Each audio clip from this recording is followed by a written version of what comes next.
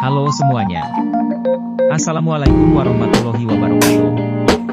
Jumpa lagi di YouTube Rohmai Channel. Mohon di like, subscribe, dan share. Terima kasih. Dalam surah Al-Baqarah ayat 208. Nanti saya masuknya ke bagaimana kita menyikapi datangnya bulan Ramadan. Allah Subhanahu wa taala menyampaikan kepada kita, ya ayyuhalladzina amanu. Amanu ini dimaknakan adalah orang-orang yang telah beriman dan orang-orang yang komitmen dengan keimanannya. Disebutnya amanu, bukan ya ayyuhalladzina mu'minun, bukan. Tapi amanu madhi, yaitu orang-orang yang sudah beriman dan dia komitmen dengan keimanannya. Udkhulu fis-silmi kafah. Tinggal nanti ada pertanyaan, kafah ini dia menjelaskan apa? Fis-silmi atau ya ayyuhalladzina amanu tadi tuh. Nah, bingung nih, masuknya kemana. Nih belum masuk pada penjelasan lebih detail. Ya ayyuhalladzina amanu udkhulu fis-silmi kafah. Hai orang-orang yang beriman, yang sudah berkomitmen dengan keimanannya, udkhulu fis-silmi, masuklah kalian dalam agama Islam kafah, secara menyeluruh.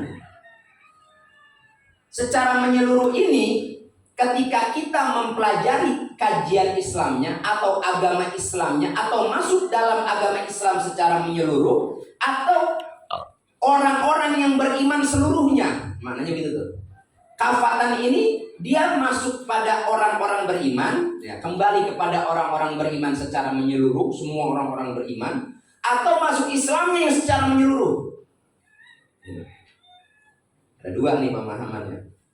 Makna kafatan menyeluruh, saya ulang, dia baliknya pada ya ayyuhalladzina amanu, orang-orang beriman seluruhnya, atau udkhulu fis-silmi, masuklah kalian ke dalam Islam secara menyeluruh.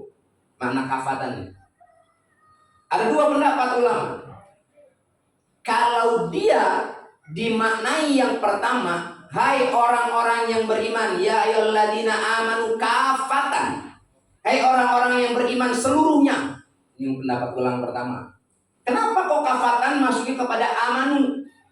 Karena amanu bentuknya jamak, orang-orang yang beriman, maka kafatan dia penjelasnya harus muannas. Muannas. Kenapa? Karena jamak kullu jam'in muannasun. Semua jamak dia harus muannas. Enggak mungkin dia fisilmi, karena silmi bukan jamak. Kafatan enggak mungkin masuk silmi itu. Itu kata ulama yang pertama. Orang-orang yang beriman seluruhnya, masuklah kalian ke dalam agama Islam. Itu makna pertama. Makna yang kedua, hai orang-orang yang beriman, masuklah kalian ke dalam agama Islam kafatan, seluruhnya. Maksudnya masuk ke dalam ajaran agama Islam, mendasar, mendalam, memahami semua ajarannya, seluruhnya ikutin syariat Islam. Itu mana yang kedua. Jadi kita penganut yang pertama apa yang kedua masalahnya? Kalau penganut yang pertama, kita seluruh orang-orang yang beriman suruh masuk Islam. Bagaimana memahaminya? Kita seluruh umat Islam suruh masuk Islam. Padahal para ulama menjelaskan orang beriman itu udah pasti Islam. Betul nggak? Orang beriman udah pasti Islam belum? Pasti Islam. Orang Islam udah betul-betul beriman apa enggak? Enggak. Kata siapa orang yang beriman udah pasti Islam? Kata siapa?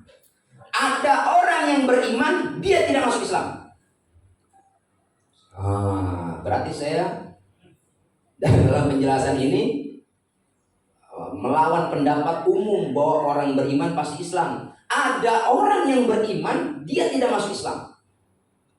Siapa itu? Ada seorang paman Nabi yang bernama Abu Thalib.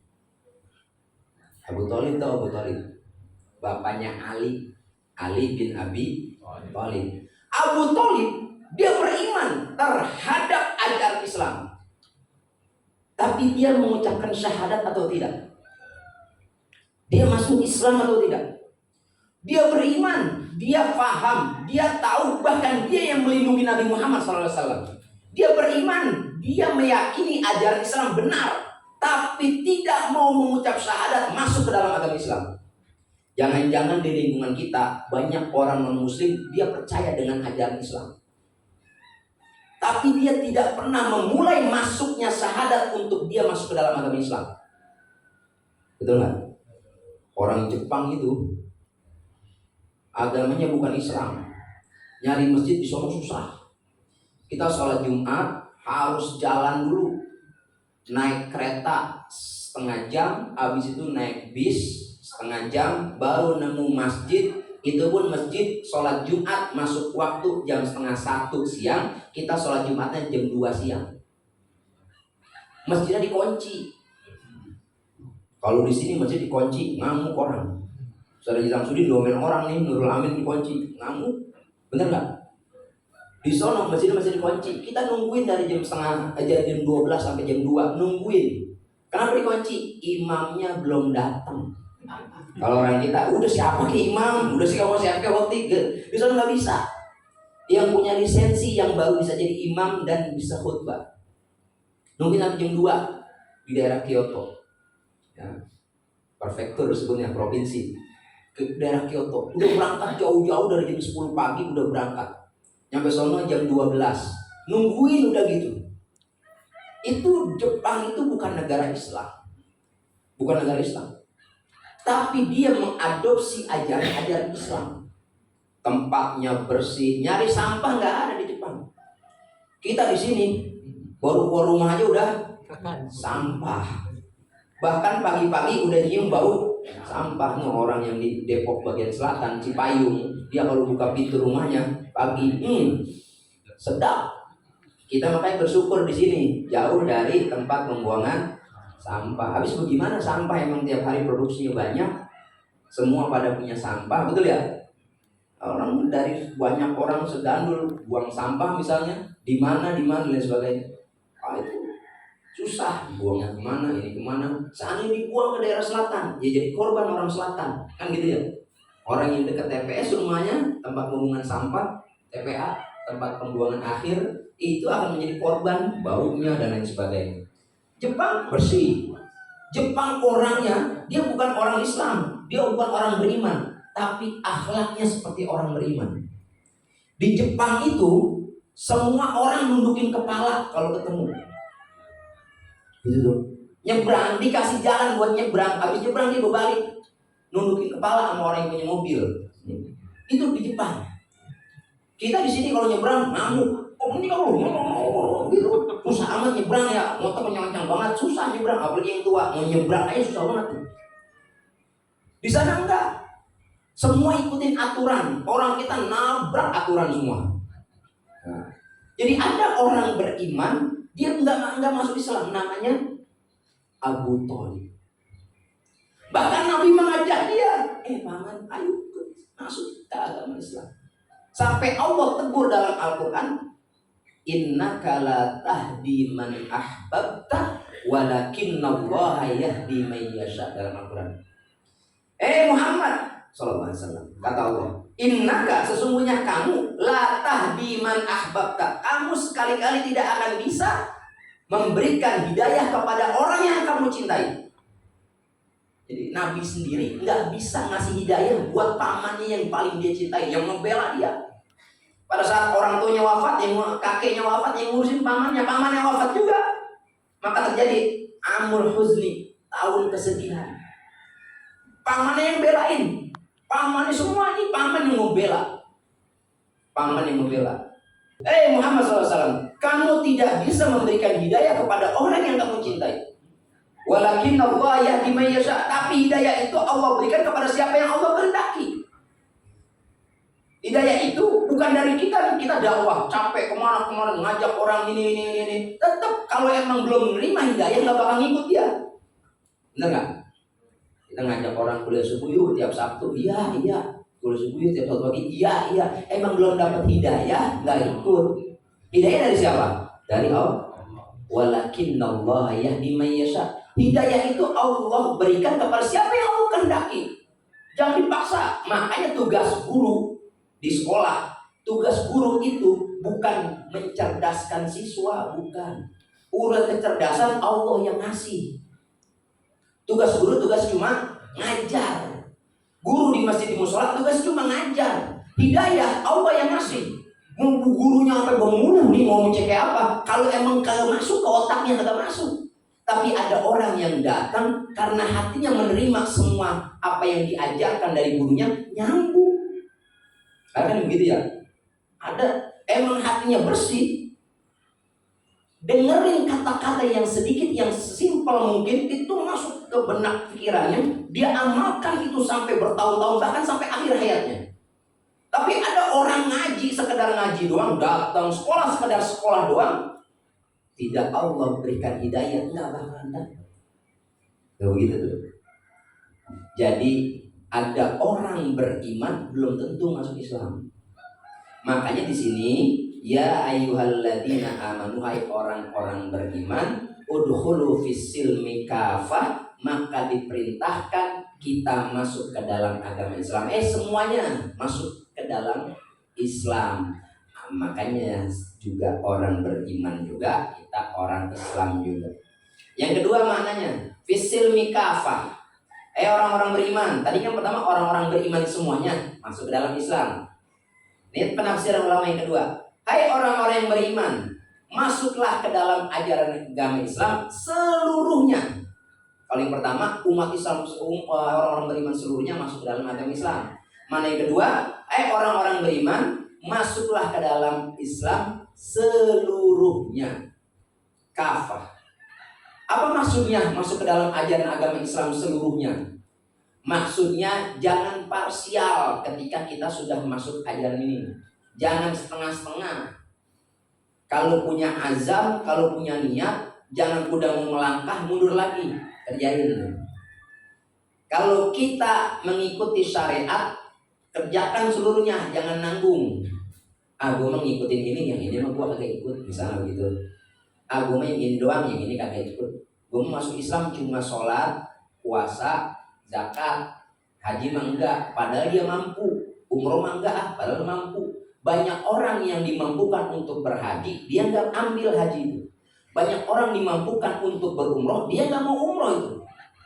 Parsial dan lain sebagainya. Dia tidak masuk secara keseluruhan. Atau ketika dia disyariatkan oleh Allah Subhanahu wa Ta'ala, dia mau ngambil yang enaknya aja, yang kagak enak nggak mau. Jadi agama ngikutin yang enak aja, yang kagak mau gua nggak mau.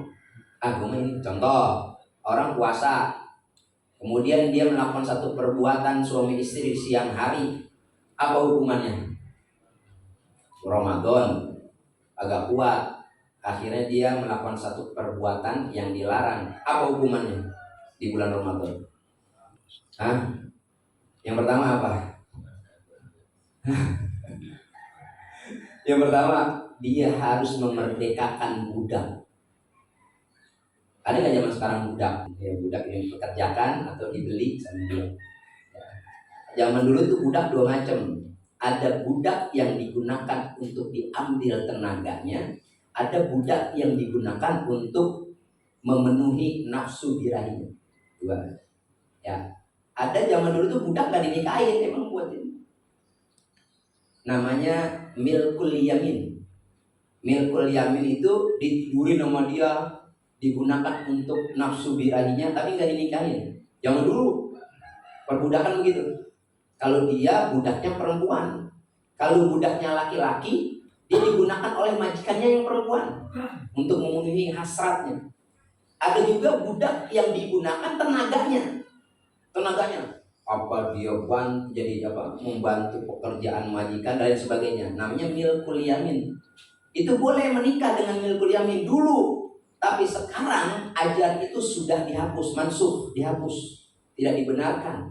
Tapi ada sebagian ulama mengatakan milkul yamin masih berlaku.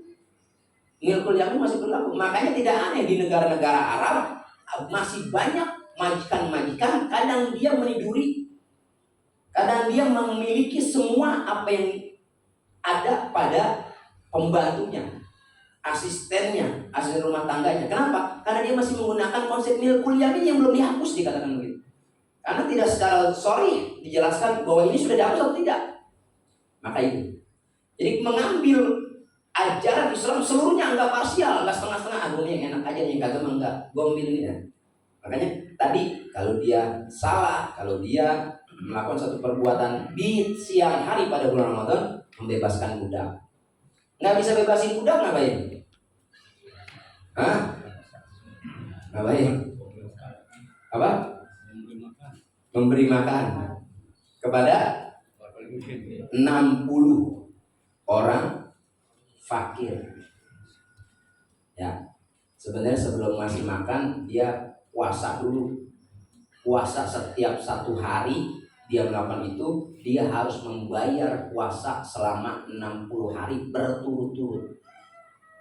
Jadi perbuatannya cuma sehari, bayarnya 60 hari berturut-turut, nggak boleh putus terus. Kalau nggak sanggup juga, baru ngasih makan orang miskin. Ada di kisahnya seorang sahabat Nabi, dia datang ke Nabi, ya Rasul, dia orang Arab Badui. Orang Arab Badui itu tinggal di pegunungan. Dia nggak ngerti ajaran agama Islam seluruhnya, dia cuma parsial taunya. Tiba-tiba dia datang ke Nabi, ya Rasul, saya kemarin melakukan satu perbuatan di siang hari pada bulan Ramadan. Apa kata Nabi? Ayo merdekakan budak. Lalu gimana merdekain budak? Orang saya juga orang kagak mampu, kagak punya budak. Susah buat merdekain budak, duit kagak punya dan sebagainya. Ya udah, bayar itu puasanya 60 hari. Bagaimana saya 60 hari sanggup? Orang sehari aja itu saya bocor. Gitu kan? Sehari aja bocor itu saya. Bagaimana 60 hari? Ya udah, kalau nggak sanggup, kata Nabi, kasih makan orang miskin. 60 orang. Bagaimana kasih makan? Saya di kampung paling miskin. Apa yang dilakukan Nabi? Nabi masuk ke dalam rumahnya, Nabi mengambil tamar, korma kering, korma yang udah siap makan, diambil. Nabi kasih ke dia. Nih, bawa pulang korma. Terus gimana ini? Bagi nama anak-anak lu. Kata Nabi, bagi kepada anak keluarga, bagi di rumah. Bayangin, mudah kata jadi seorang muslim, mudah. Tapi besok jangan sampai begitu. Gue ngambil yang ketiganya aja dah. Yang pertama nggak bisa karena nggak ada budaknya. Yang kedua, ini kenapa sanggup dah ini mah 60 hari nggak sanggup puasa ini bayarnya. Ya udah dah, yang ketiga aja. Yang ketiga ngasih makan juga bagaimana ngasih makan? Emang tiap hari takjil juga ngambil di jalanan. Karena takjil gratis tuh, dia nungguin takjil gratis dia buka puasa. Gimana mau dia mau ngasih orang yang nungguin takjil mulu? Akhirnya kata, oh iya itu ada hadisnya tuh, Nabi kasih. Ya udah, berarti kagak dibalas, kagak dibayar dong, kagak dipodok dong, dan lain sebagainya. Itu ambil yang paling mudahnya.